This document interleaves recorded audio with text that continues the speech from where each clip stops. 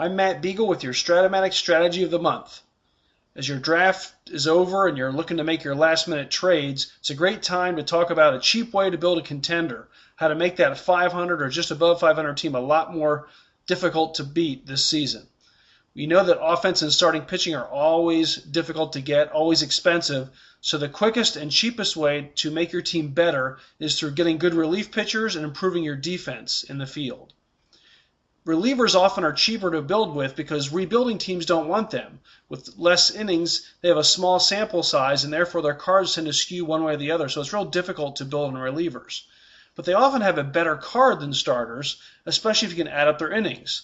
It's much cheaper to get a good 40 or 50 or 60 inning reliever than it is to get a good 200 pitch starter. Mike Adams, for example, has the same card as Justin Verlander, basically, but he's a lot cheaper. You can probably get him for a second-round pick, whereas Verlander, you have to give up 3 or 4 different players just to acquire him. So getting relievers is a lot cheaper, and their cards are just as good, if not better. Therefore, you can build on relievers, and when you get to the playoffs, you're going to have an even better pitching staff.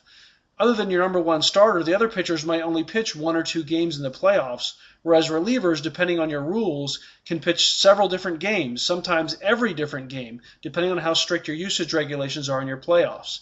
So you can shorten the game to a 5-inning, 6-inning game by having a killer relief staff that can match up to your opponent, both lefties and righties. And again, you can get a lot of these guys cheaper than ever. Especially this year, we talked earlier about how in the draft, some great pitchers are sliding. Steve Cishek has been able to be available in the 3rd and 4th round. He's got a card that's better than most every starting pitcher in the set.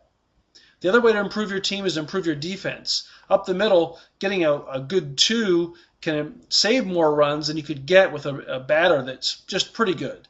There's not a lot of great hitting second baseman or shortstop, for example, so if you can go from a 4 to a 2 or a 3 to a 2 with a low E rating, you can save a lot more runs than you'd ever generate if you try to get just a little bit better batter.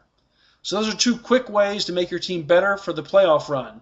I'm Matt Beagle with your Strat-o-matic Strategy of the Month.